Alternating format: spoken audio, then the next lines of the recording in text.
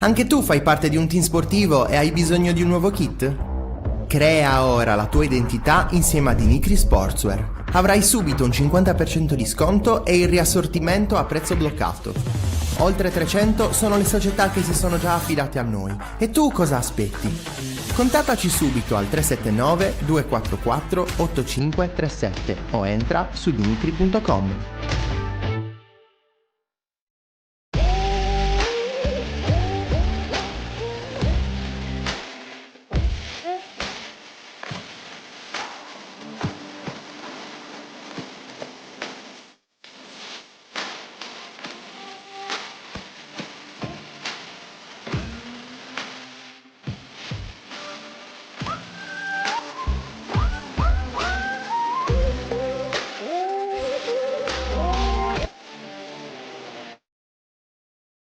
Buongiorno 131, la diretta, l'esclusiva, tutto in uno, ospiti speciali, non manca nessuno. Buongiorno 131.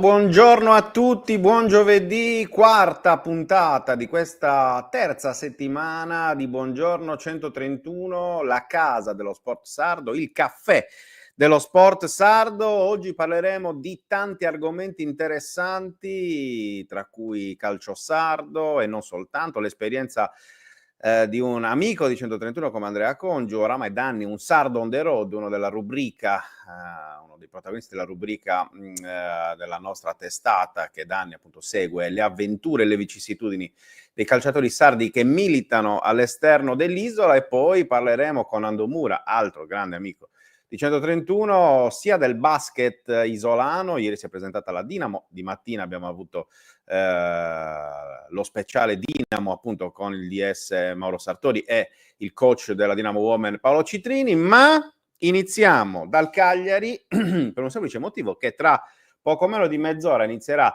la conferenza stampa del DS rossoblù Guido Angelozzi e del direttore generale Stefano Melis per commentare questa lunga, intensa finestra di calciomercato estivo. E noi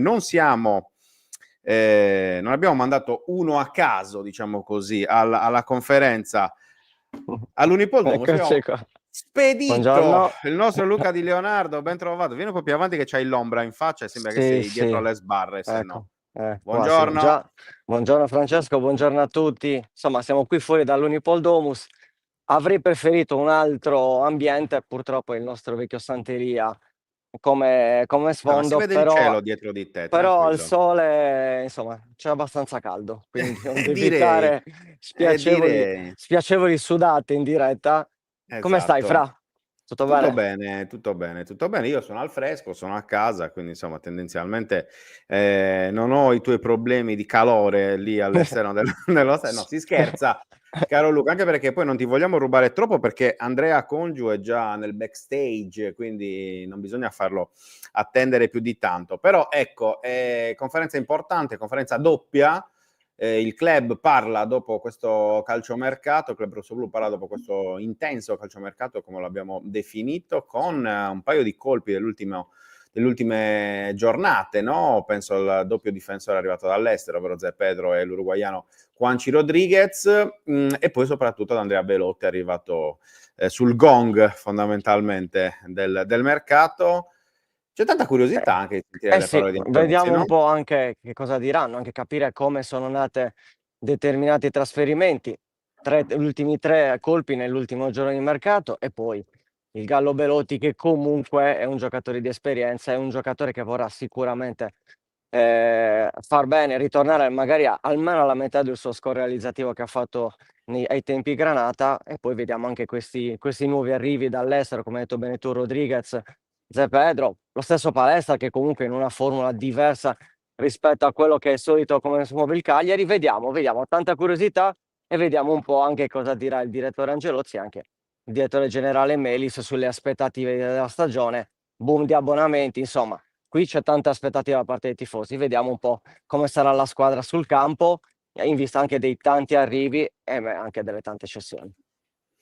Sì, tra l'altro, insomma, sono molto curioso di sentire cosa dirà appunto il DS, perché effettivamente è stata una sessione di mercato, ne parlavamo anche nei giorni scorsi, ovviamente, tutt'altro che banale, sia in entrata che in uscita, perché è iniziata molto presto poi Luca, no? Perché Eh sì, dicevamo lunedì, fondamentalmente è iniziata a metà giugno, anzi a inizio giugno, già quando è finito il campionato scorso, con la tiritera sui riscatti possibili, probabili, poi diventati effettivamente reali, quelli di Caprile Piccoli e di a dopo, che poi non sono erano arrivati, così scontati, tra l'altro. esatto, che non erano Quindi così comunque li dobbiamo scontati, mettere come acquisti.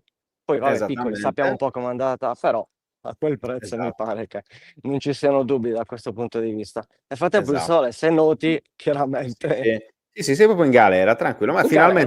finalmente hanno Ecco. capito, insomma, finalmente abbiamo capito tutti qual è la tua reale destinazione. Infatti adesso cercheremo, insomma, con i nostri buoni uffici di trovarti una sistemazione un po' più comoda, ecco, all'interno del carcere di Sant'Elia, che creeremo soltanto per te, Solo per ovviamente. me, Questo è chiaro. chiaramente. Va bene, no, in chiusura al volo Fanta 131 stasera, Fanta 131 live, ore Ore 19, 19. puntata di un certo spessore, mi viene da dire oggi, no? Oggi andremo a fare un po' il quadro della situazione post mercato. Ci sarà anche un'altra novità che diremo stasera, quindi ovviamente state con noi alle 19 con Fanta 131. Oggi si parlerà di consigliati, sconsigliati, scommesse con dei focus particolari e poi andremo ad analizzare per bene. Insomma, ci sarà una bella novità, quindi venite stasera. Ora ovviamente state su 131 TV con la bellissima puntata di Buongiorno 131. Ti auguro buon lavoro, Fra, e auguro Grazie anche Lucone. una buona visione a tutti i nostri utenti, che saluto tantissimo, e noi ci vediamo stasera. Qui il È sole nel bellissimo che frattempo, ti stai mettendo con la incredibile, sbarra negli occhi, sembri proprio incredibile. una maschera di qualche film particolare. Va bene, grazie Luca, buon lavoro, ci vediamo Grazie stasera. Fra, buon lavoro, ciao a tutti, ciao Ciao, ciao, ciao. ciao. E allora, prima di andare da Andrea, intanto sono tanti commenti, Stefano che ci dice ci ascolti più tardi da Spotify, ne approfitto appunto, stiamo crescendo anche su Spotify, continuate a iscrivervi, ad ascoltare, perché ci aiuta tutto questo anche nella dinamica di crescita del nostro progetto. Saluti da Parma, cioè da Gabriele da Parma, grazie Gabriele, saluti anche da Piazza Giovanni a Cagliari a Marco. Fabrizio dice non siamo pronti all'approdo dell'Eccelso su X, secondo me sarà una grande cosa invece, caro Fabrizio, potrebbe essere molto divertente. Maurizio, voglio fare un complimento di Tica sa sigla, grazie, riporteremo ancora una volta i complimenti. Ancora a Marco, ma Luca non è andato al mare i giorni scorsi, ma se sta sempre lavorando come fa ad andare al mare? A meno che non glielo portino a casa, non che io sia molto più abbronzato poi di Luca, ma perché la camera è piazzata tipo sopra il tetto della tribuna della Domus, perché credo fosse agganciato alla ringhiera appunto dello stadio. Jeremy, secondo voi Foloruccio verrà usato a centrocampo, perché altrimenti siamo un po' corti, siamo perfetti per il 4-2-3-1? Caro Jeremy, secondo me per ora verrà schierato un po' più avanti, poi più avanti nel tempo verrà arretrato a mezzala, secondo me, è il mio personalissimo parere.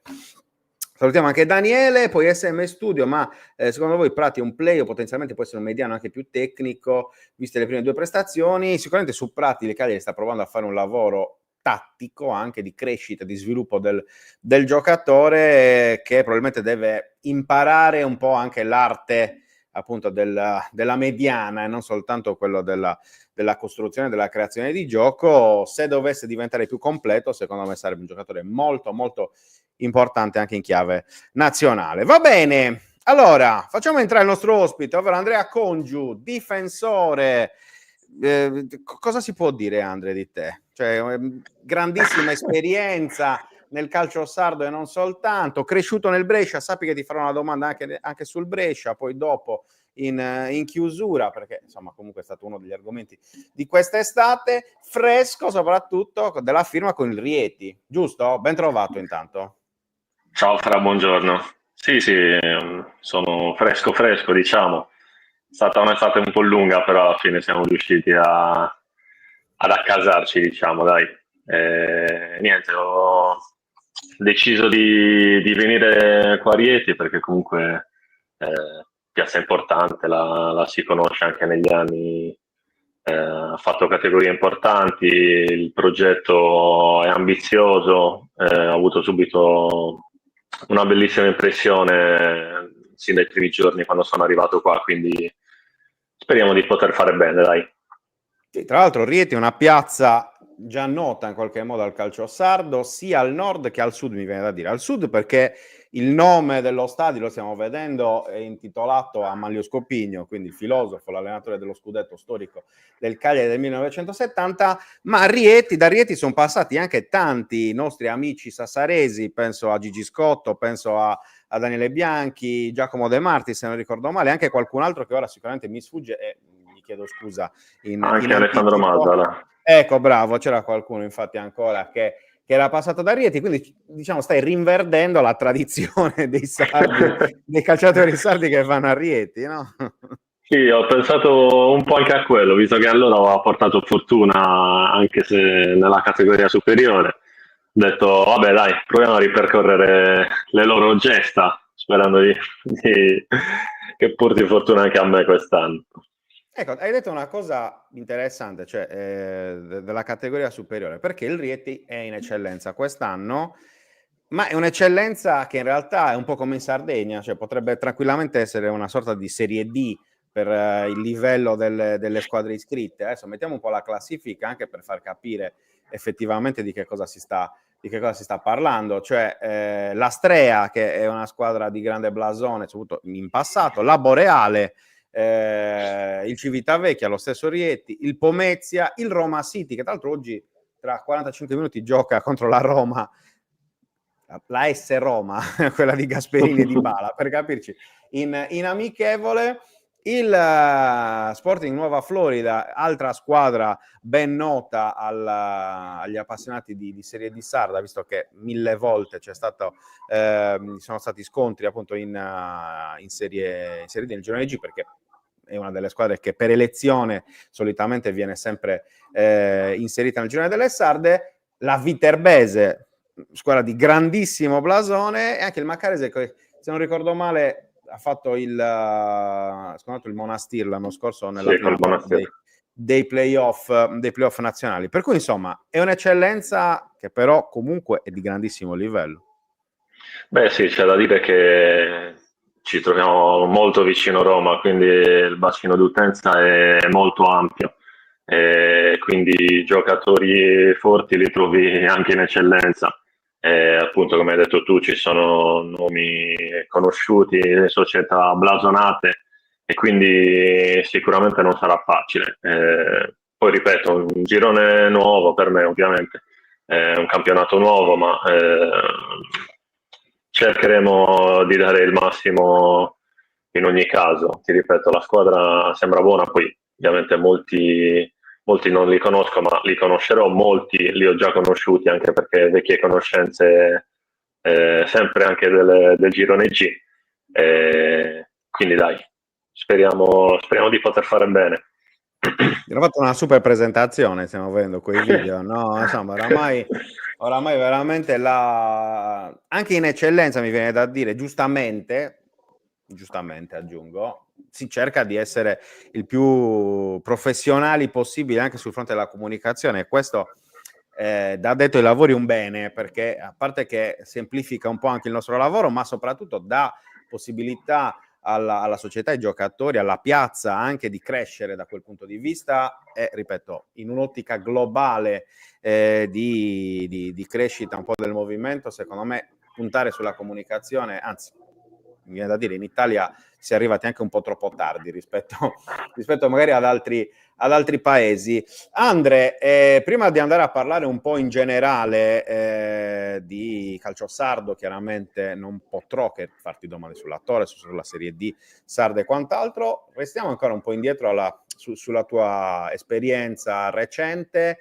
2 belle stagioni all'Orvietana, uno dei leader di fatto in generale un po' della squadra umbra, col solito vizio del gol che insomma tutto sommato non ti è mai passato, ecco, questo piacevole vizio, direi, no? Beh, per fortuna un po' sto continuando a tirarmelo dietro. Sì, sono contento delle ultime 2 stagioni che ho fatto. Forse nell'ultima sono stato un po' sfortunato perché sono perso un po' di partite tra una squalifica e un infortunio che alla fine mi ha tenuto fuori 2 mesi, però nonostante tutto sono riuscito a fare 3 gol che comunque per un difensore non sono mai pochi, soprattutto venire da 2 anni da difensore appunto a farne 7 non penso sia una cosa banale. Lo sai, il colpo di testa è una delle mie caratteristiche, quindi quando ne ho la possibilità cerco di farla valere, ecco. Giustamente, lo so io, ma lo sa anche Roberto Pinna che ci ha appena raggiunto. Ciao Roby, ben trovato. Oh, ragazzi, non sapevo che Andrea Congiu facesse ancora il calciatore, lo stavo ascoltando Hai con grande interesse. Tra l'altro, mi sono messo in piazza Santa Caterina, che è una piazza che lui conosce bene e frequenta, perché gli manca un po' Sassari già, e quindi volevo portargli un po' di Sassari ad Andrea Congiu. Esatto, voleva portarsi Grazie, la Roby. piazza a Rieti direttamente per sentirsi meno solo. Roby, cosa gli vuoi chiedere al buon Andreino? No, innanzitutto mi fa piacere che continui questo suo tour per l'Italia. Andrea Congiu, che quando si ritirerà, secondo me farà una trasmissione tipo Linea Verde, sai, quelle robe così, perché ormai Lui è buono, lui continua. vede molto Però bene, posso, è complementari. posso dire che negli ultimi anni, secondo me, sta trattando meglio, perché prima sceglieva piazze molto esotiche, per usare un eufemismo, ora invece negli ultimi anni sta scegliendo piazze un po' più acculturate, perché l'uomo sta maturando, va detto un È più po'. comode anche. È anche Ti più dirò che anche quest'estate eravamo lì per trovarla bella esotica, però poi... Ma perché tu ce l'hai, sì. Io me l'aspetto anche in campionato libico o tunisino da qui a quando si ritirerà, perché da Congiu mi aspetto di tutto. Altro in Libia Congiu ci sta da dire, anche i tratti Ci può somatici stare. tipici Sì. Certo, del sì, campionato in libico. assolutamente. Secondo me in Egitto, Anche in la Egitto, serie però. egiziana, Andre, potrebbe essere una Ci sta. bel finale Ci di sta. carriera tra 10 anni, perché ovviamente devi ancora giocare tanto a lungo. No, No, va bene, allora... Grazie, ti ringrazio per Scherzi a questa cosa. parte. Tutti vogliono che smetta, invece grazie, mi fa Hai visto? piacere. Beh, gli amici, d'altronde... No, Sarebbe un scherzo, bene per il scherzo. movimento sportivo sardo, però li vogliamo bene, Andrea, quindi è giusto che continui. Io ti volevo chiedere, Rieti, ci sei da pochi giorni, ce l'hai un po' raccontato in generale, come sta andando l'ambientamento, come ti stai trovando, come, insomma. No, subito molto bene.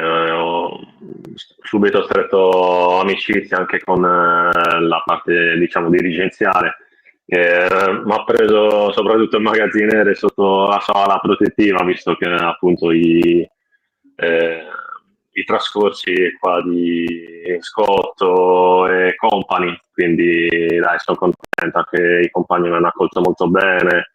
Bene, sono contento. Beh, anche perché giustamente, come hai ricordato, Rieti è una piazza che i sassaresi comunque ha anche portato discretamente bene, in un modo o nell'altro, in epoca recente, comunque dove sono rimasti abbastanza matti. In generale, che stagione vi aspettate? Cioè, quali sono le ambizioni tue, quelle della squadra? Ma ti ripeto, le ambizioni sono importanti perché è stato fatto un mercato importante, oltre a me è stata presa altra gente dalla D che, ti ripeto, nel girone G conosciamo bene i vari Tirelli, Marchegiani, eccetera, quindi il mercato è stato di spessore e le ambizioni sono importanti. Poi, come detto prima, però ci sono anche le altre, perché comunque ci sono altre piazze importanti, altre rose importanti, quindi vincere non sarà facile né scontato, però la volontà è quella, quindi speriamo di esserci, dai. Abbiamo già avuto modo di assaggiare il piatto tipico di Rieti, no? Che non so neanche quale sia, perché di solito Congiu ci porta tanti consigli culinari. Allora, ti dico che la mia ragazza, la prima cosa che mi ha detto, sicuramente ti chiederanno cosa hai mangiato ieri. Bisogna rispettare certe Ma perché- tradizioni, Andre, non è che... Ragazzi, a me quello interessa, io vado in trasferta per quello, adesso ho già prenotato il pasticciotto a Lecce per le prossime scusami. trasferte. Ok, il Infatti sono calcio, venuto qui bello, lo anche per sport, questo. tutto Sì, quello che certo. vuoi, però cioè, lo sai che sono delle Ci sono cose priorità più nel importanti. 2021, insomma, lo so. No, te l'ho E detto, il quindi? magazziniere mi ha già portato a mangiare ovunque.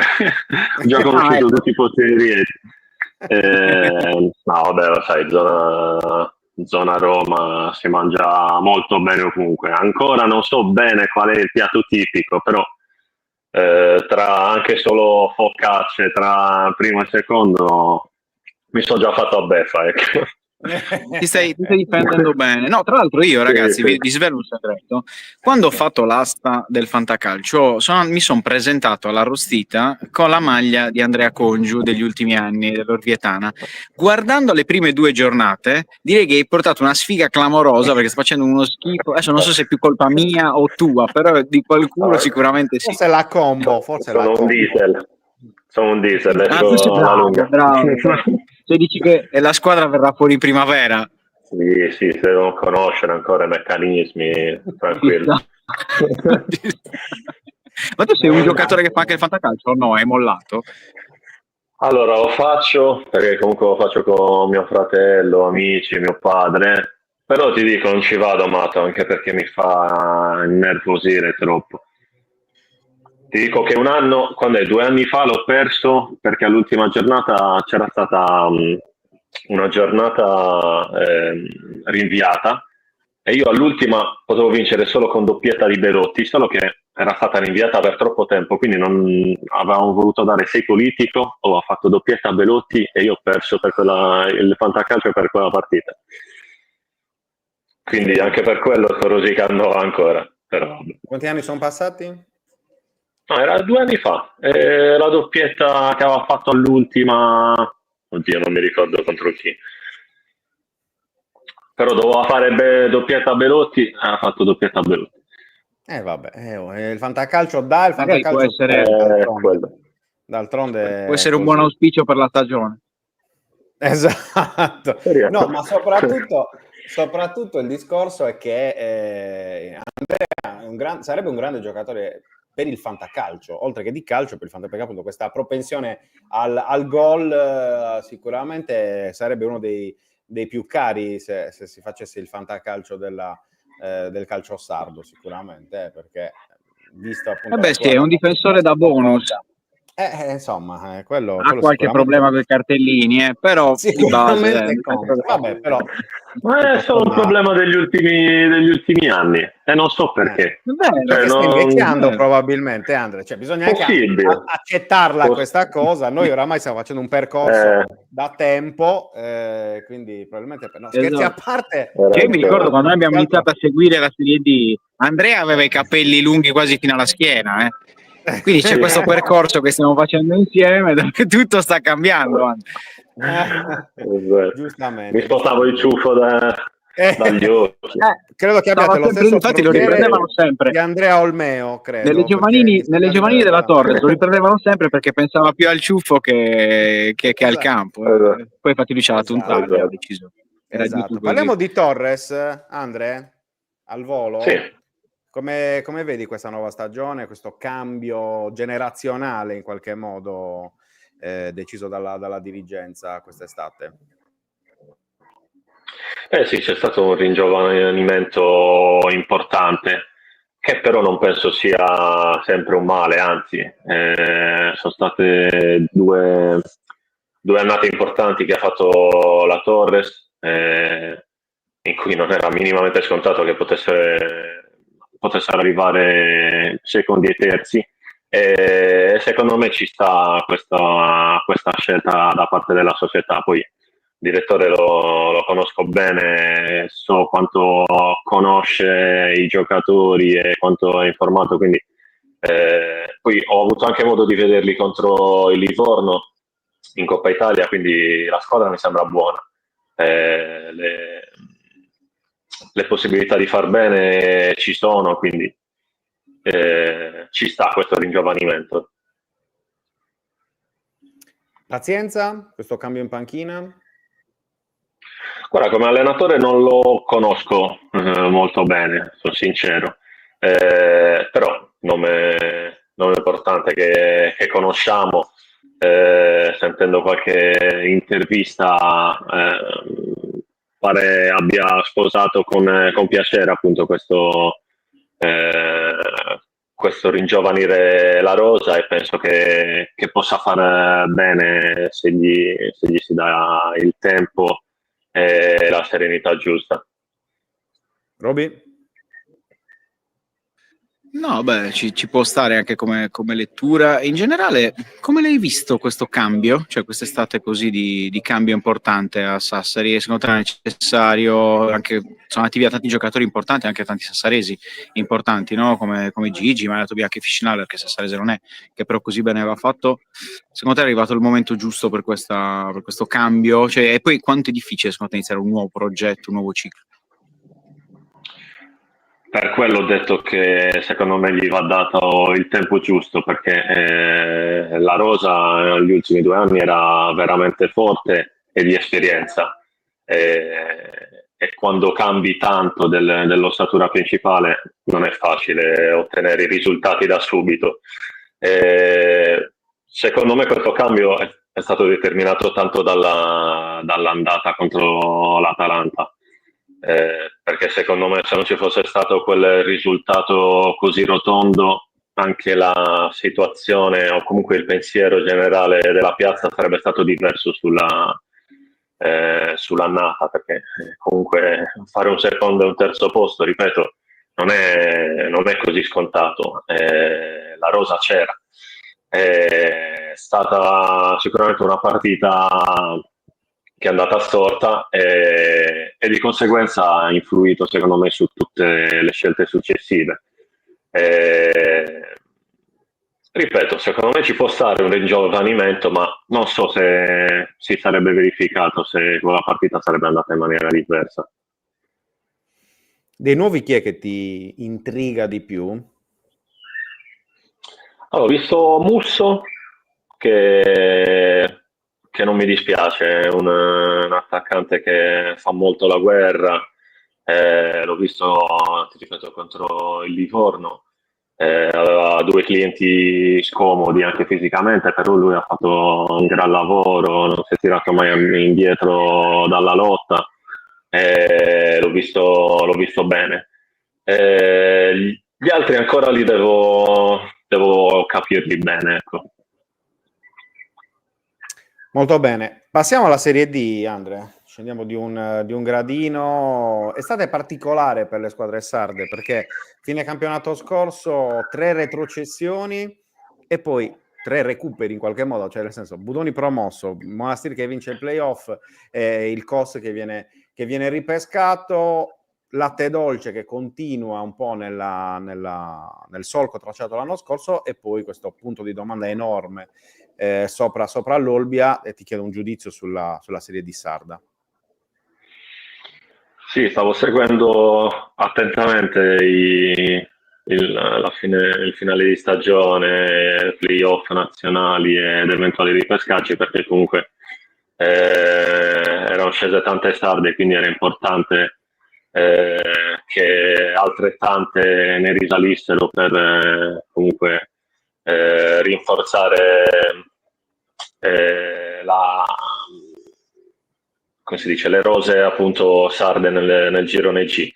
Ha fatto un bel percorso il Monastir, mi fa piacere perché comunque Alessandro Masia, amico soprattutto da Uri, vabbè, ci conosciamo già da prima, però abbiamo stretto amicizia soprattutto a Uri, quindi mi fa piacere che in 2 anni sia riuscito a recuperare la categoria che gli spetta. Vabbè, ormai lo conosciamo già da tanto.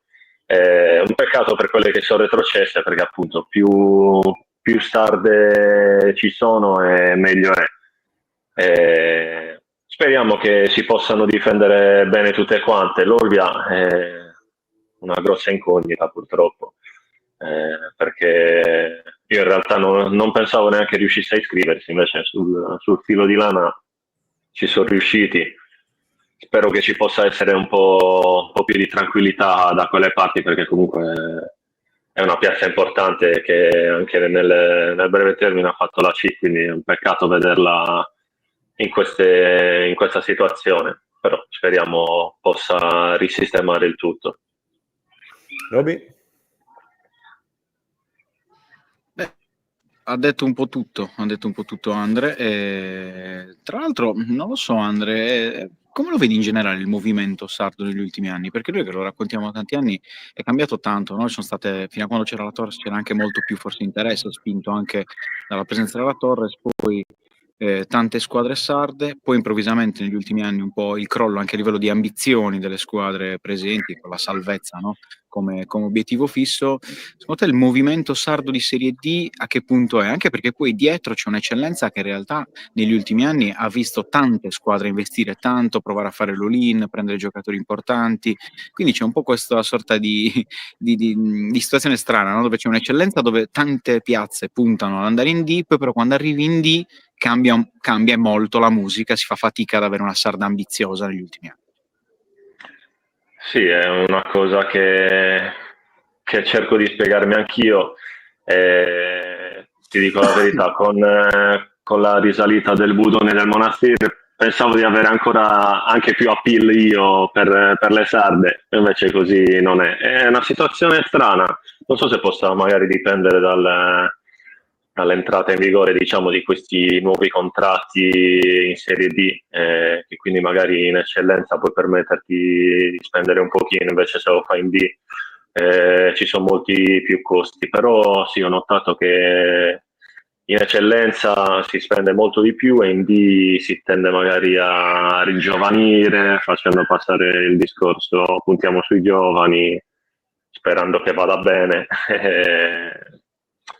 Però sì, l'unica spiegazione che mi posso dare è forse questa dei contratti, perché sì, in effetti è negli ultimi anni che questa situazione si è verificata. Va bene, Andre, allora, intanto ti ringraziamo per essere stato con noi, ti chiedo l'auspicio di questa stagione per te, perché hai parlato prima del Rieti, ma per te che stagione sarà? Che stagione vorresti che fosse?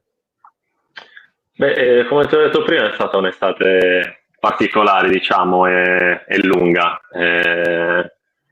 In tanti avevano chiesto informazioni, poi però non si concludeva niente. Alla fine, un po' a malincuore, devo dirlo, ho preso la decisione di scendere di categoria, però l'ho fatto comunque per una società che ha ambizione, che ha storia, che ha una bella rosa, quindi l'auspicio è quello di tornare subito e di farlo con buone prestazioni, cercando di aiutare nel miglior modo possibile la squadra.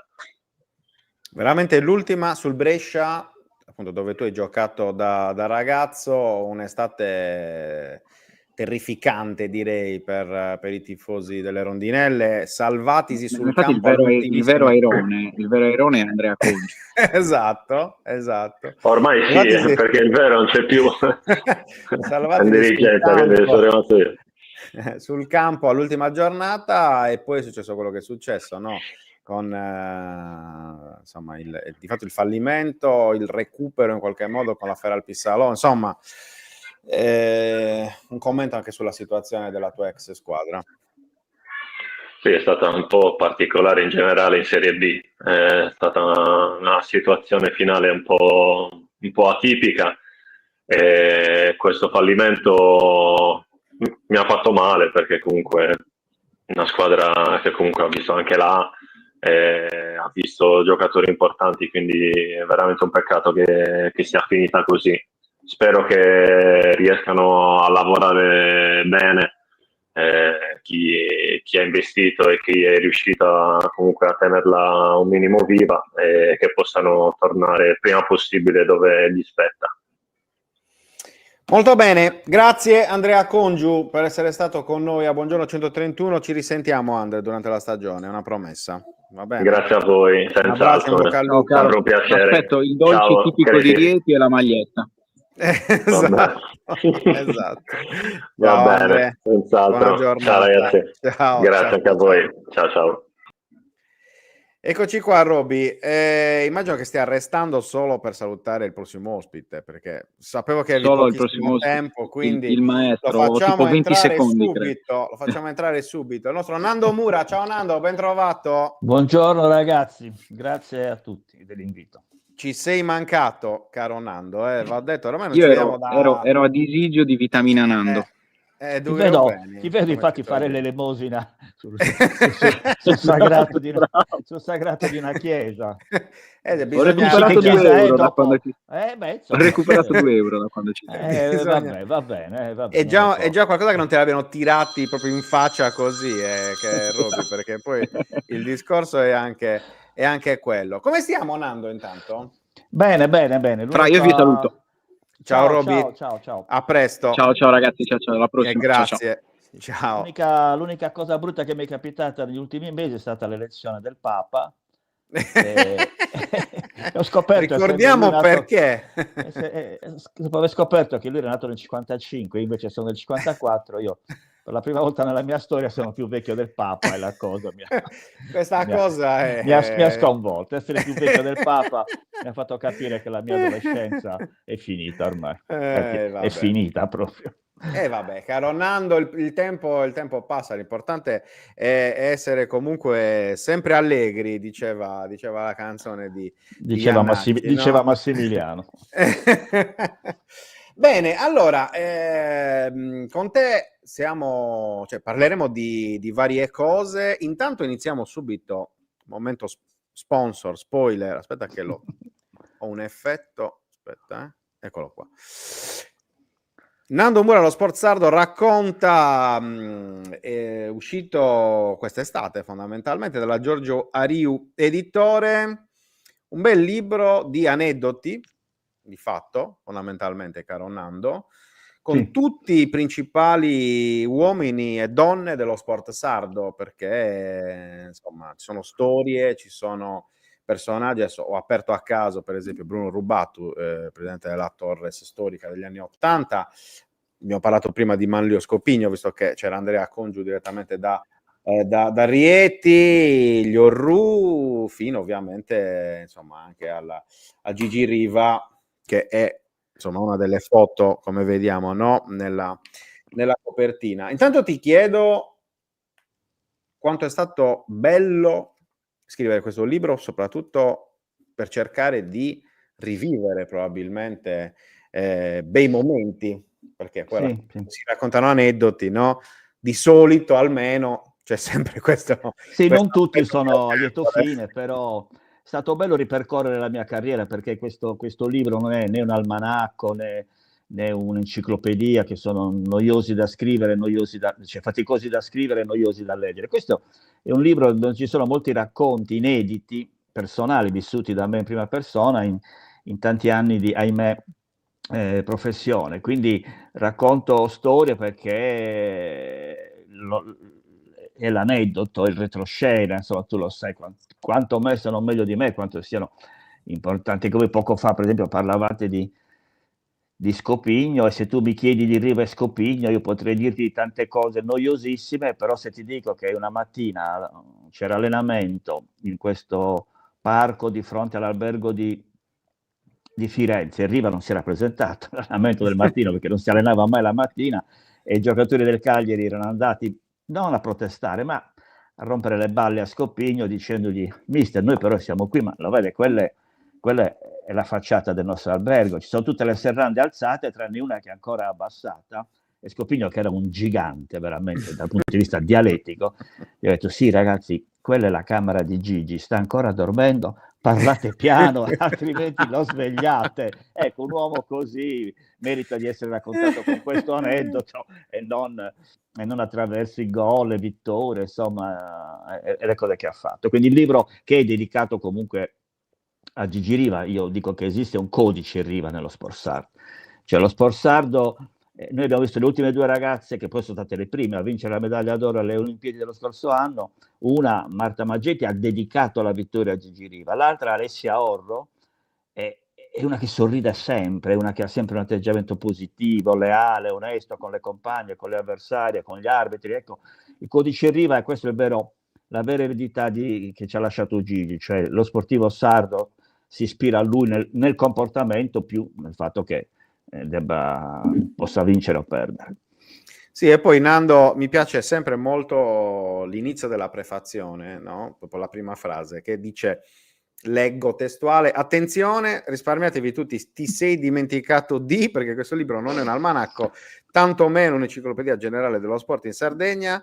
Questo libro non poteva contenere, sarebbe stato impossibile, tutti i giganti dello sport isolano in un secolo, e poi semplicemente scritto sul filo della mia memoria, raccontando aneddoti, testimonianze ed episodi che ho personalmente raccolto in mezzo secolo di giornalismo. Direi che, insomma, effettivamente spegniamo la polemica sul nascere, fondamentalmente. Allora, sì, perché è capitato state. io ho un blog che parla di pallacanestro, che è la mia disciplina più amata, e ogni volta che dico questi sono i 1000 cestisti più forti di sempre, c'è sempre qualcuno che dice ma ti sei dimenticato, e mi cita un prenuragico.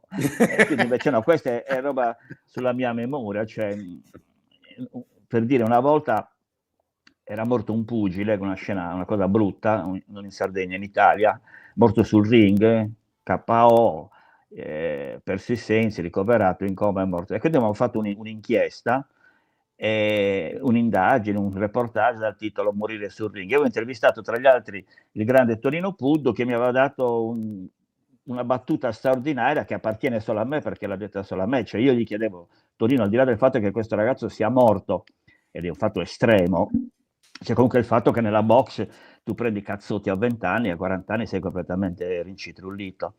E lui mi aveva dato una risposta meravigliosa, che era questa: Nando, di conoscere della gente a Callonara di 40 anni che non ha fatto senza pugilato. box, Ecco, questo è lo spirito di questo libro, cioè raccontare questi aneddoti che magari non sono mai finiti sul giornale, che però dopo tanti anni si possono raccontare, che appartengono comunque alla storia del nostro sport sardo. Infatti il libro è dedicato comunque allo sport sardo, che noi lo critichiamo, soprattutto voi giornalisti siete sempre molto cattivi, però mi piace che ti sei tirato fuori dalla sono categoria. In pensione, io ecco, mi piace, devo dire, mi piace. Non mi hanno eletto Papa, quindi sono in pensione. Sei offeso perché non ti hanno eletto Papa.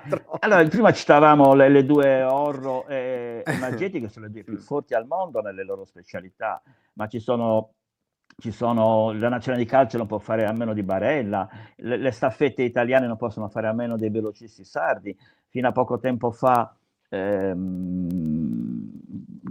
si chiama? Adesso mi sfugge il nome, Fabio Aru, scusate, è stato il miglior scalatore del mondo nel ciclismo, ma poi ci sono Marco Spissu, ne sta dando dimostrazione anche adesso, il più forte playmaker italiano, playmaker titolare della nazionale.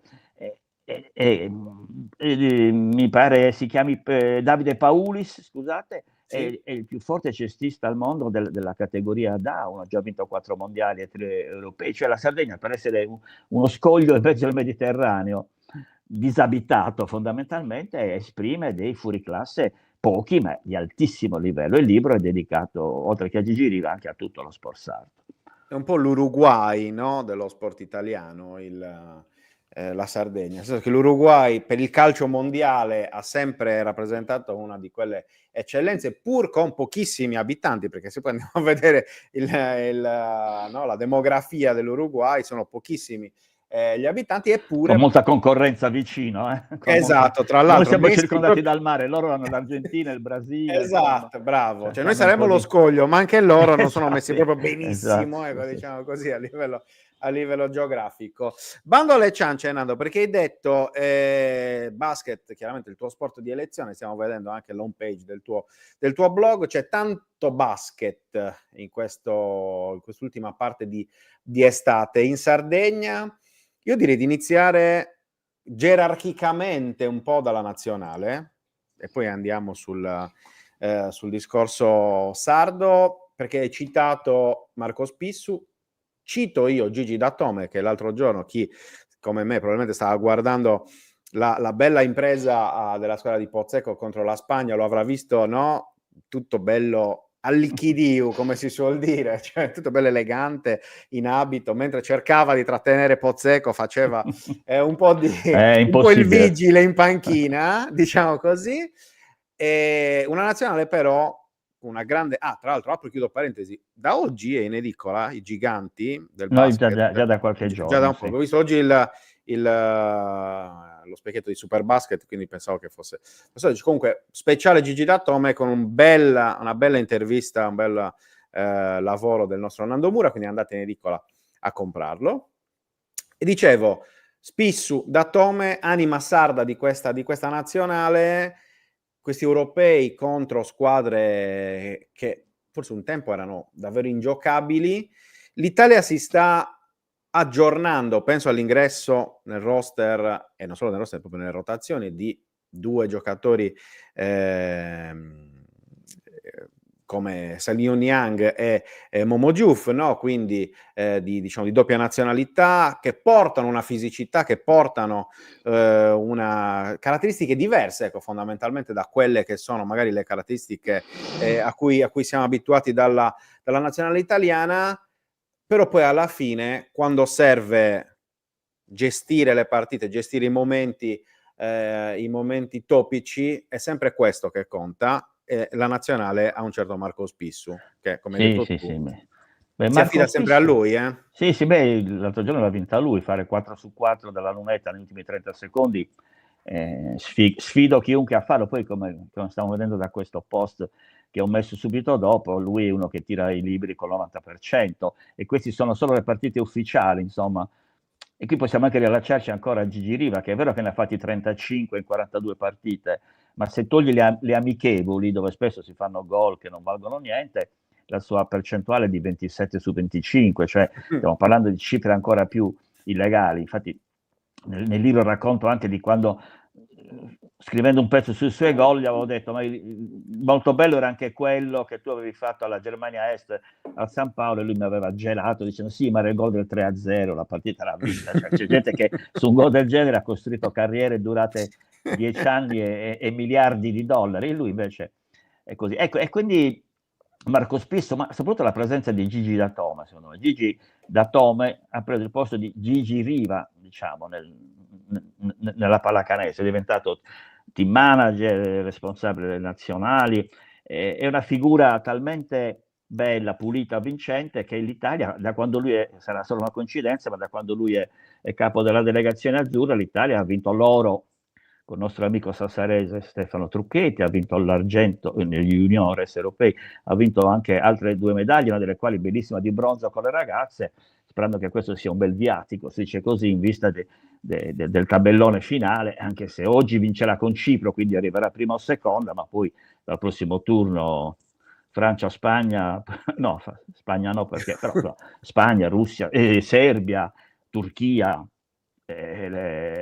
Germania, cioè il panorama europeo è terribile, tremendo. La Grecia, insomma, che devi giocare contro giocatori che militano bene, molto bene nella NBA. Abbiamo visto anche Antetokounmpo, Jokic, abbiamo visto tantissimi, e quindi è difficilissimo andare avanti, però passare il primo turno era il minimo, e il nostro amico Spissu ci ha messo del suo. Tra l'altro, con questo bellissimo gesto lui gioca col numero 0, qui invece vediamo che è il numero 33, Sì. che è il numero di Achille Polonara, ex giocatore della Dinamo, colpito da leucemia, non è stato convocato, si sta curando, e la Sardegna, la Dinamo in particolare, Sassari, è stata eccezionale, perché Marco ha cambiato numero dallo 0 al 33, che voi sapete quanto sia problematico per uno sportivo cambiare il numero della maglia, e la Dinamo l'ha addirittura ingaggiato, cioè ha detto: tu appena guarisci vieni qui, ti aspettiamo e giocherai con noi. Questa è una cosa molto bella che sempre sarebbe piaciuta al nostro amico Robbo di Tuono. Sì, concordo, è stato davvero un gesto nobilissimo, assolutamente. Hai introdotto di fatto l'argomento Dinamo ieri. Abbiamo avuto come ospiti Mauro Sartori, nuovo direttore sportivo del club bianco-blu, e Paolo Citrini, nuovo coach della Dinamo Women. Ieri sera c'è stata anche la presentazione, come stiamo vedendo, il solito evento che la Dinamo organizza nelle tenute di Sele Mosca ad Alghero. Quindi ne approfitto e ti chiedo: che stagione ti aspetti dalla Dinamo, anche in chiave di poi quello che è stato detto ieri, sia qui a Buongiorno 131 che poi sul palco di Sela e Mosca. Beh, il livello del campionato di Serie A è cresciuto molto e ahimè è un po' calato il budget della Dinamo, quindi questo purtroppo è un dato, è la pietra miliare da cui partire. Però io dico una cosa, la Sardegna ha, tornando al discorso anche un po' del libro, dello Sport Sardo, la Sardegna ha la squadra di calcio e di basket in Serie A, la Sicilia no, la Puglia no, la Toscana no. Cioè anche questo, per non parlare poi vabbè, Abruzzo, Marche e altre società. Il Lazio ha due squadre di calcio in Serie A ma non ha la squadra di basket. Quindi qualcuno ce l'ha di basket ma non di calcio, cioè, anche questo è un dato importante, cioè il Cagliari Calcio in Serie A e la Dinamo in Serie A rappresentano una eccellenza straordinaria perché è l'unica regione del sud con la Campania che ha la squadra di calcio e di basket in Serie A ad avere questa doppia presenza, e questo è un dato straordinario legato sicuramente alle due dirigenze ma anche alle due tifoserie, al modo in cui vengono sostenute queste squadre, che poi tu debba lottare per restare lì è un fatto che può succedere. Ora aspettiamo un po', nel calcio poi è questa straordinaria capacità di complicarsi le cose, cioè tu arrivi, fai 2 partite di campionato, si ferma il campionato, nel frattempo chiude il mercato, per cui quel Piccoli che poteva giocare col Cagliari il venerdì è stato ceduto alla Fiorentina, cioè il calcio sembra che lo faccia apposta a confondere le acque, però il Cagliari in Serie A ci deve rimanere, poi se arriva 15°, 12°, 11° va bene, però noi dobbiamo essere molto fieri, secondo me, del fatto che la Sardegna, oltre a tutto quello che ho detto prima, anche è l'unica regione del sud insieme alla Campania ad avere la squadra di calcio e di basket, cioè 2 principali sport di squadre italiani ai massimi livelli. Non è facile.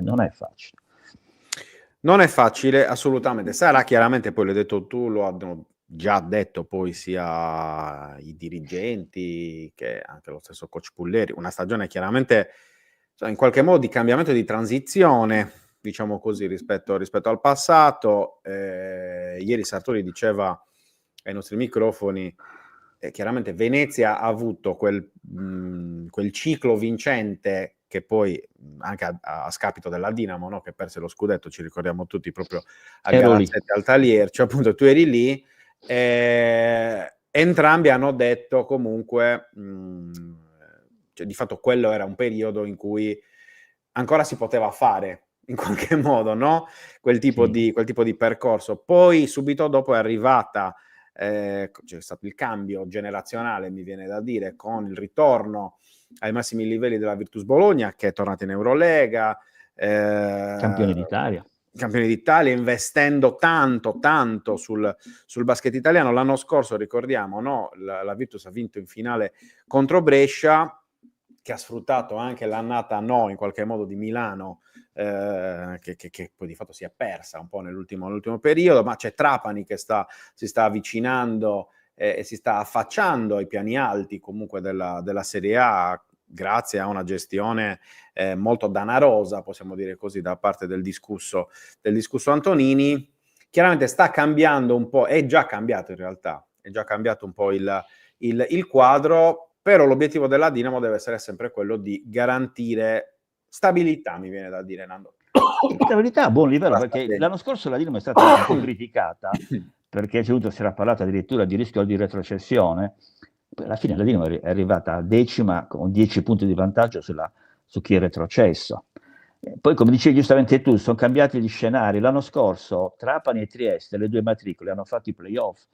In presenza di un risultato del genere è chiaro che 2 squadre che solitamente lottavano per i playoff, una di questi era la Dinamo, non è entrata per pochi punti, e 2 squadre che solitamente retrocedevano, che spesso erano le matricole, avendo fatto i playoff hanno fatto retrocedere squadre già provenienti. Poi sai, carta canta, Milano ha un budget di 30 milioni di euro, la Dinamo ha 1/10 forse, fra i 3, 3,5, 4 milioni di euro. È chiaro che a quei livelli, infatti Stefano Sarda all'indomani dello scudetto nel 2015 aveva detto: perché la Dinamo vinca lo scudetto 1 più 1 deve fare 3, oggi deve fare 9, forse deve fare 12, un po' il stesso discorso del Cagliari Calcio. E l'Olimpia è costretta a giocare con quei budget da 30 milioni di euro perché Real Madrid, Barcellona, le turche, le greche di Atene hanno budget da 50 milioni di euro. Quindi, siccome purtroppo nello sport non vince il più forte, ma vince il più ricco, soprattutto nel basket, e quindi tu con quei budget non puoi sperare di... E poi c'è il fatto che ogni anno si è costretto a ricominciare da capo. La Dinamo negli ultimi 3 anni, quindi 12, 24, 30, su 36 giocatori che puoi diciamo, tesserare 6 italiani e 6 stranieri, ne ha cambiati 32. 32 su 36, se ne è rimasti solo 4 in questi anni. Thomas, negli anni scorsi il capitano Benzius e altri due che non ricordo il nome, forse Johnson. Ecco, quando tu ogni anno è vero che il basket è uno sport ecumenico, tutti fanno nel mondo gli stessi schemi, gli stessi movimenti, però almeno un minimo di conoscenza ci deve essere, e questo può portare a essere in difficoltà. Comunque lo vediamo sabato e domenica a Cagliari, la Dinamo, quindi sarà la prima volta che vediamo una partita ufficiale, anche se amichevole, insomma, potremmo cominciare a capire qual è la sua cifra tecnica. Esatto, perché poi l'altro tema era effettivamente il City of Cagliari, classico primo appuntamento in qualche modo stagionale per conoscere la Dinamo e non soltanto appunto al Palazzetto di Cagliari. Palazzetto di Cagliari che però quest'anno sarà, facendo un salto, sempre restando sul maschile, però dal nord al sud, il teatro della nuova Esperia, perché o meglio l'Esperia abbandona la palestra di casa in via Pessagno per fare il salto, poi si sposta di 150 metri, non è che si sposti di No, tanto, perché gireremo sempre lì, insomma. esatto, però si torna al Palapirasto. L'ultima volta che l'Esperia aveva giocato al Palapirasto era stato nel 1988, pensa. No, nel 98, scusami, con l'88 è l'ultimo derby con la Dinamo. E quindi questo è comunque già un segnale forte che quello che ha fatto l'Esperia negli ultimi 2 o 3 anni ha avuto, come dire, è riuscita a catturare l'attenzione, l'interesse di sponsor, dei tifosi, e quindi il passaggio da Montemigi ecco, questa è la campagna abbonamenti, ecco, l'Esperia doveva uscire da Montemigi e andare a giocare in un palcoscenico più elevato. Certo, resta però il rimpianto che quest'estate l'Esperia aveva diritto di essere ripescata e non è stata ripescata. E quindi la Serie B nazionale, che è un ottimo livello, è un campionato dove l'Esperia aveva il diritto di giocare, essendo stata finalista sconfitta nei playoff dello scorso anno. Beh, è un po' come se in aereo tu sei in stand-by e si libera un posto e ti dicono: si è liberato un posto, tocca a me. No, partiamo con uno in meno. Ecco, è successo Esatto, questo, una cosa esatto. inspiegabile, per cui e soprattutto il rovescio della medaglia, l'Esperia gioca con una formula terribile, che sono 2 gironi di 15 squadre, e di queste 30 squadre che si mischiano poi nei playoff fra di loro, ne passa una. Quelle che perdono poi i playoff, cioè 4 squadre che perdono i playoff, fanno un concentramento, di queste 4 ne passa un'altra, quindi su 30 squadre ne passa 1,33, capisci?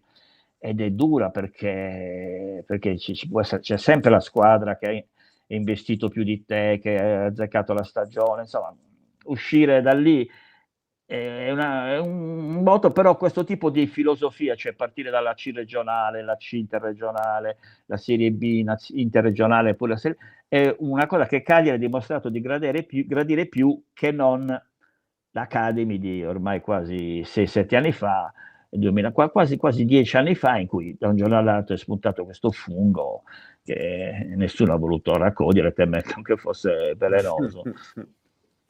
Sì, tra l'altro stiamo guardando anche la composizione del girone E, no? Con squadre assolutamente di grandissima tradizione. Basti citare soltanto l'Avellino, insomma, che è una società storica che ha fatto anche la Serie A, quindi insomma, Ha vinto una Coppa Italia. insomma, cioè, parliamo veramente di un livello elevatissimo. E quindi un po' come nella Serie D di calcio sardo, anche questa composizione ancora più ampia in realtà di regioni, perché c'è la Sardegna, c'è il Lazio, c'è la Campania, c'è anche c'è anche l'Aquila, vedo, e forse c'era anche un'altra squadra umbra, se non sbaglio. No, forse soltanto quella, però comunque... però qui mancano le altre 15 squadre dell'altro girone, pugliese, napoletano e siciliano. Insomma, C'è tanta gente, tanta roba, tante squadre. Addirittura si dice che Monopoli sia più forte di Avellino, addirittura, perché ti capita magari l'anno che c'è un presidente che investe, trova lo sponsor e convince giocatori di un certo livello, poi magari dopo 2 anni spariscono, voglio dire, oppure 2 anni fa non esistevano neanche, però uscire da questa palude che sono i campionati come la Serie B interregionale, dove sono 90 squadre e su 90 squadre ne salgono 4 in tutto, insomma del 3% mi pare. Sì. No, parlando delle enormi difficoltà, però la squadra che ha fatto l'Esperia è molto buona. Il passaggio al palazzetto dovrebbe anche garantire incassi maggiori e quindi la possibilità eventualmente di reinvestire, perché noi del basket ci lamentiamo con quelli del calcio che hanno il mercato aperto fino a campionato iniziato. Nel basket il mercato è sempre aperto, quindi è sempre aperto. È peggio ancora per certi versi, perché tu da un giorno all'altro puoi cambiare le carte in tavola senza neppure le finestre, le cosiddette mercatini di riparazione. Ecco, però l'Esperia sta facendo bene, anche il fatto che l'altro giorno abbia fatto un'amichevole un po' clandestina, devo dire, a Sassari con la Dima è un segnale, fino a 1 anno fa, 2 anni fa non sarebbe stato neanche possibile quello, e quindi invece la Dinamo ha accettato di fare, perché si è reso conto che è un allenamento anche giocare anche se poi nel basket c'è l'usanza dei 4 tempi e 10 minuti, però quando c'è molta differenza tra le 2 squadre ogni 10 minuti si azzera il punteggio, se no magari dopo 2 quarti sei 40-15 e la partita perde. Se invece tu una volta ricominci da capo ha un altro sapore, pur essendo sempre una delle 2 squadre nettamente più forte dell'altra.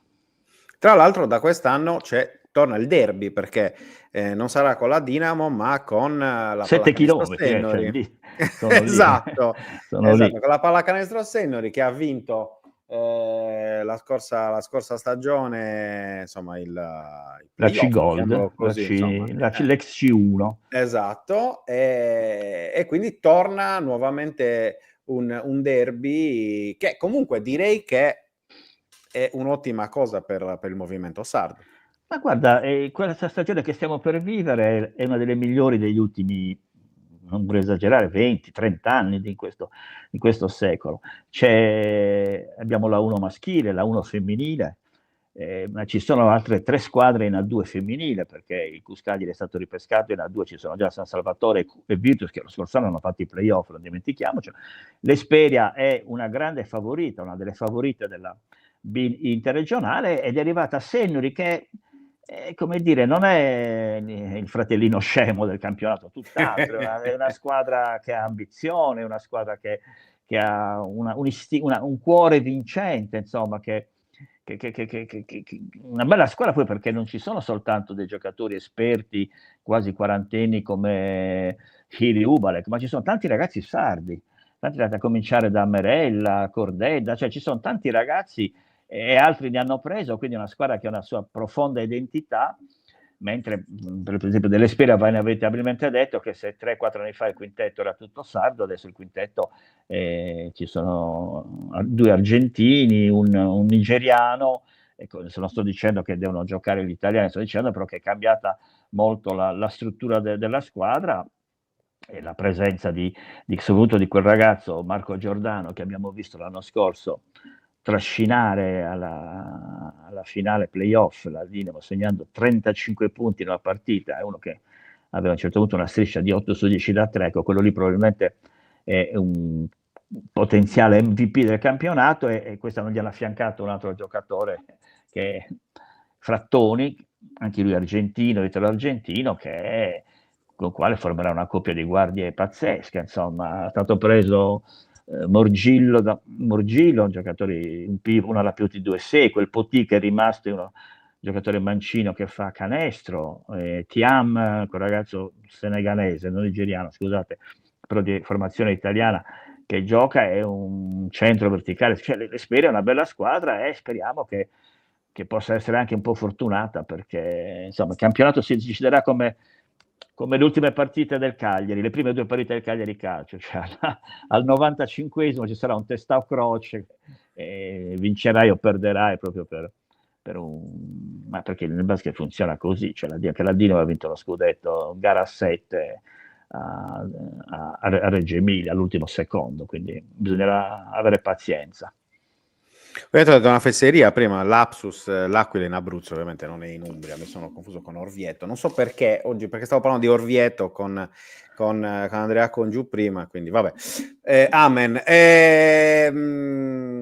Parliamo di basket femminile, perché tu adesso hai citato ovviamente sia la Dinamo Woman che il CUS che San Salvatore, Virtus, insomma, direi anche da questo punto di vista confermiamo quello che stavi dicendo prima, cioè la Dinamo Woman, tra l'altro, che passa in mano a un nostro amico come Paolo Citrini, che per lungo tempo ha fatto il salto dal campo ai microfoni, ecco perché la scrivania. Dopo aver vinto lo scudetto con Meosacchetti, Esatto. e lui e Maffezzoli erano i due vice di Meo, quindi insomma stiamo parlando di un ottimo allenatore, un ottimo preparatore e anche giornalista pubblicista. Lui è uno che scrive bene, ha scritto anche un bel libro che dovrei avere qui da qualche parte, ma ora non lo vedo, La mia Dinamo dietro le quinte, in cui ci ha raccontato, a proposito di aneddoti, tante cose successe in quell'anno meraviglioso dello scudetto. Quindi ci dispiace che non ci sia più Antonello Restivo, però la sostituzione con Paolo Citrini rende meno amaro l'allontanamento,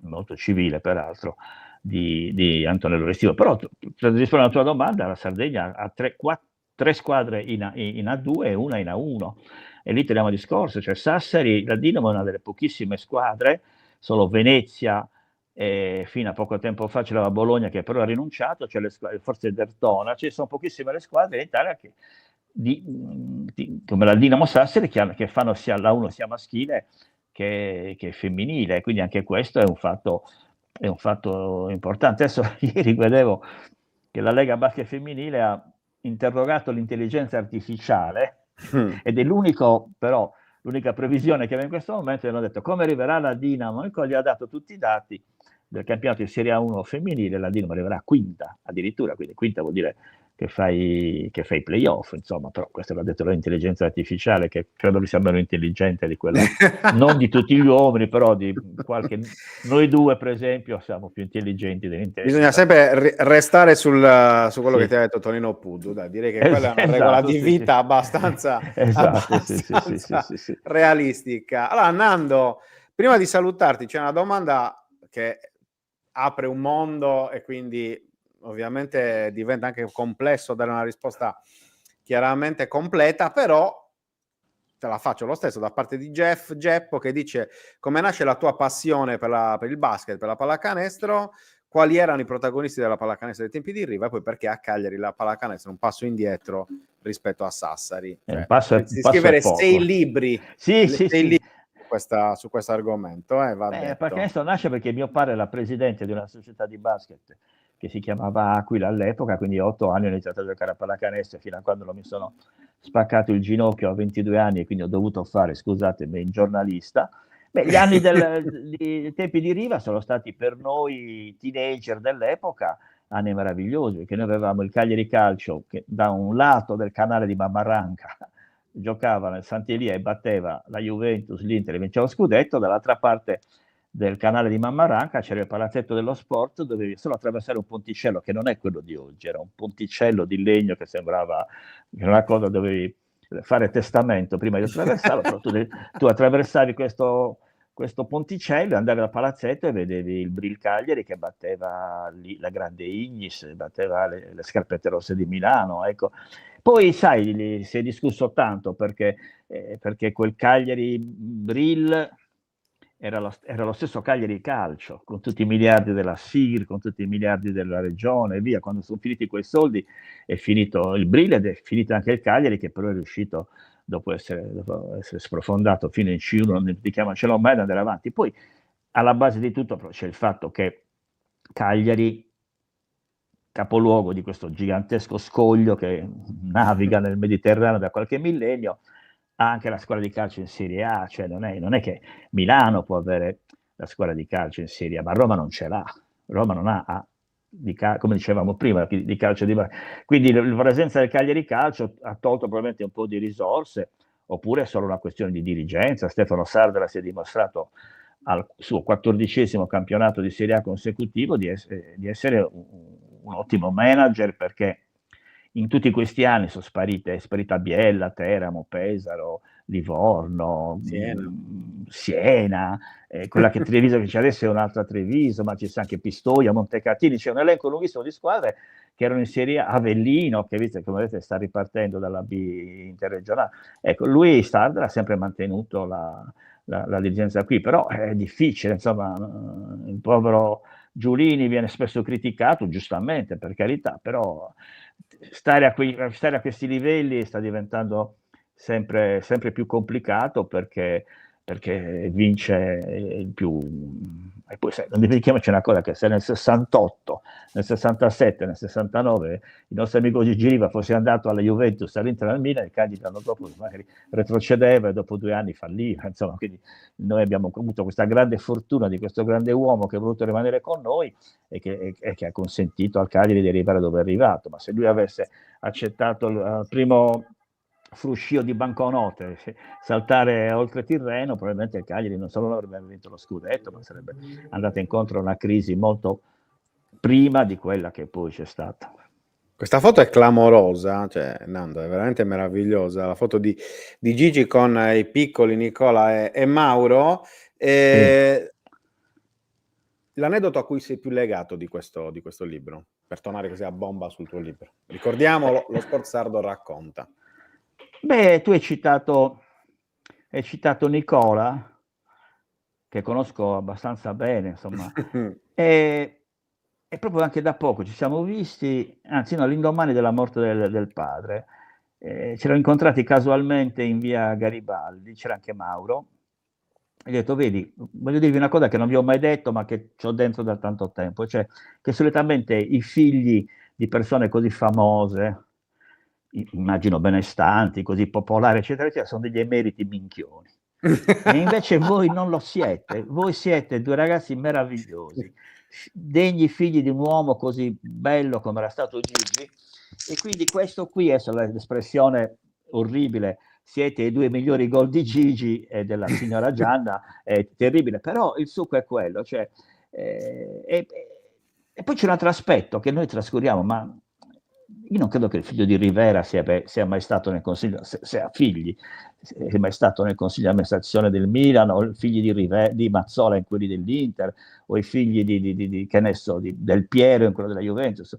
Ecco, il fatto che ci sia questa continuità, questa è una cosa meravigliosa. Cioè il figlio di Gigi oggi è nel consiglio di amministrazione del Cagliari con un ruolo importante, anche questo è bello, ma soprattutto il fatto che Gigi ci dimostra che padre è stato per questo. E per chiudere, altre 2 cose a cui tengo molto, è che quando è morto Gigi, io ho capito qual è il rapporto che lui aveva con la nostra terra da 2 cose. La prima, che siamo stati tutti tempestati di messaggini, no? Che ci dicevano: condoglianze Nando, ti sono vicino, come se fosse morto le avrei ricevute anche tu da persone della penisola.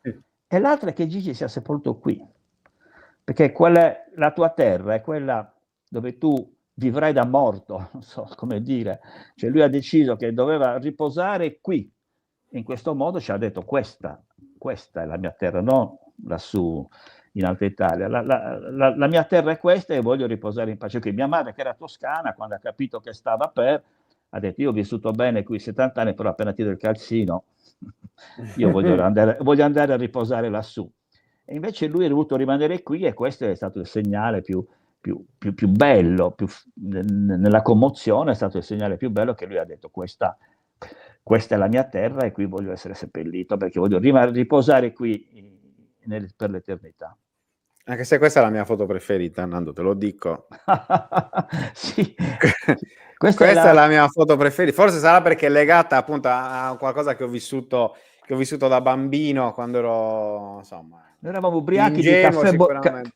caffè Borghetti. Quella partita è la Coppa UEFA del Cagliari a Balins, 8 gradi sotto zero, campo ghiacciato, c'era un freddo polare, e noi c'eravamo, forse Bruno Corda aveva procurato da qualche parte quei caffè Borghetti piccoli, Sì, sì. mignon, e Guarda, noi c'erano, ordinavamo li distribuivano a Napoli sabato sera, esatto, quindi- e quindi quella però è stata probabilmente l'ultima super annata del Cagliari, perché quel Cagliari poteva arrivare fino in fondo a vincere la Coppa UEFA. La finale era col Salisburgo, insomma, si poteva vincere quella Coppa UEFA, ma purtroppo è stato anche l'ultimo acuto del Cagliari, con una squadra che è seconda soltanto a quella dello scudetto, Matteoli, no? Moriero.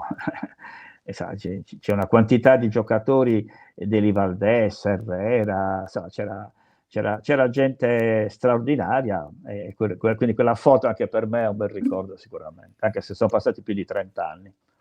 E poi c'è la grande invidia da parte mia e di Roberto Pinna, che ogni volta che pensiamo a quella stagione clamorosa, noi da giornalisti diciamo chissà se riusciremo mai a rivivere quell'epopea, no? Con 1000 aneddoti che mi hai raccontato, che non vogliamo spoilerare perché sono dentro il libro alcuni, quindi nel caso comprate il libro di Nando, ricordiamo, lo Sportsardo racconta, perché effettivamente ci sono alcune, a parte che è fatto bene proprio dal punto di vista grafico, le foto sono molto, molto evocative. E poi vabbè, io lo sai Nando, ti ascolterei per ore e ore e ore e ore, per cui insomma, grazie davvero di essere stato con noi. Grazie a voi, grazie Ci a voi. risentiremo chiaramente in questa lunga stagione di Buongiorno 131. Speriamo di poter recuperare anche una rubrica sul basket che insomma ci farebbe comunque tanto piacere, quindi vediamo se riusciamo a ricreare Non le dipende condizioni da per voi, farlo. dipende dal basket. Bravo, Se ti ritrovi bravo. un domani un'Espedia capolista con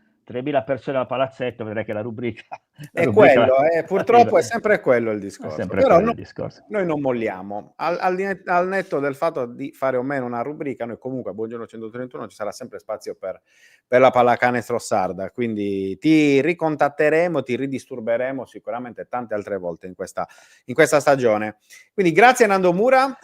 Grazie a voi. Alla prossima, buona giornata e ci sentiamo presto, Nando, anche per un caffè in privato, però ovviamente come nostro solito. Quindi grazie Nando per essere stato con noi, grazie a tutte le persone che ci hanno seguito, coloro che ci seguiranno anche in replica.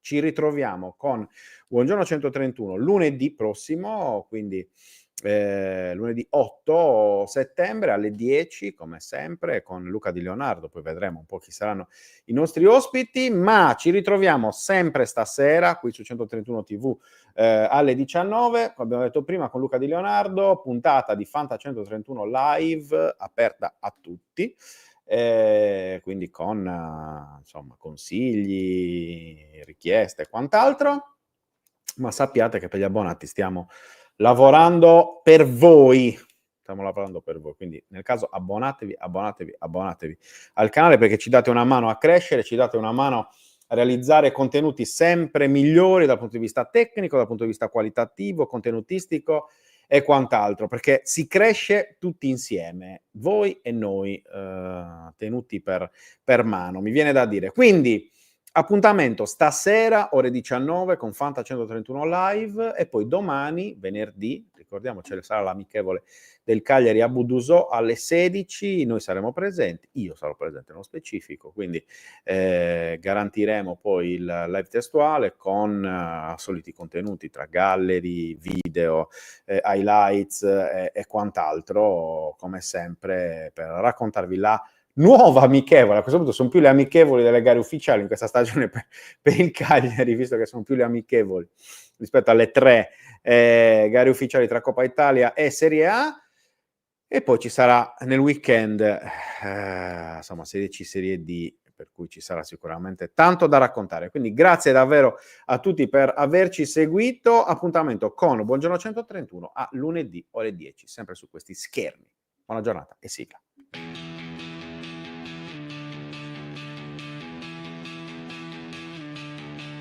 La sveglia suona, la redazione in pista, Sardegna in diretta, c'è voglia di notizia, storie di sport, un'isola in piena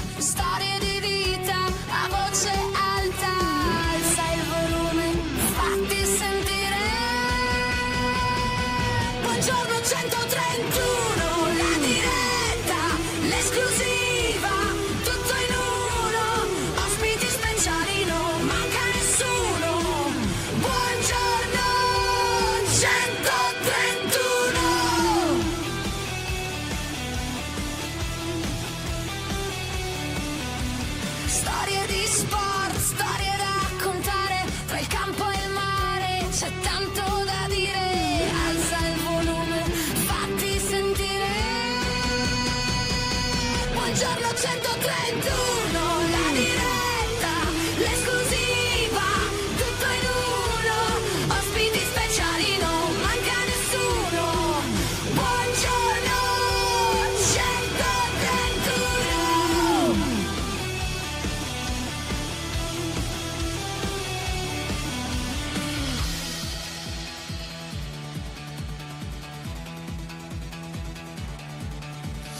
Alza il volume, fatti sentire la Sardegna voce, è pronta a stupire, un ritmo che batte, che non vuol finire.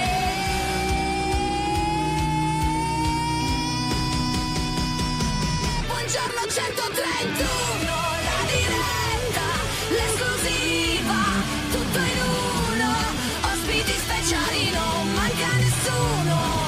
Buongiorno 131.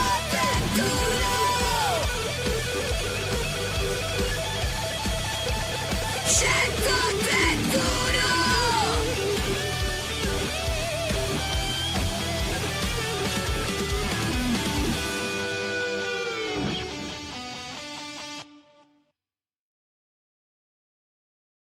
Anche tu fai parte di un team sportivo e hai bisogno di un nuovo kit? Crea ora la tua identità insieme a Dinicri Sportswear. Avrai subito un 50% di sconto e il riassortimento a prezzo bloccato. Oltre 300 sono le società che si sono già affidate a noi. E tu cosa aspetti? Contattaci subito al 379 244 8537 o entra su dinicri.com.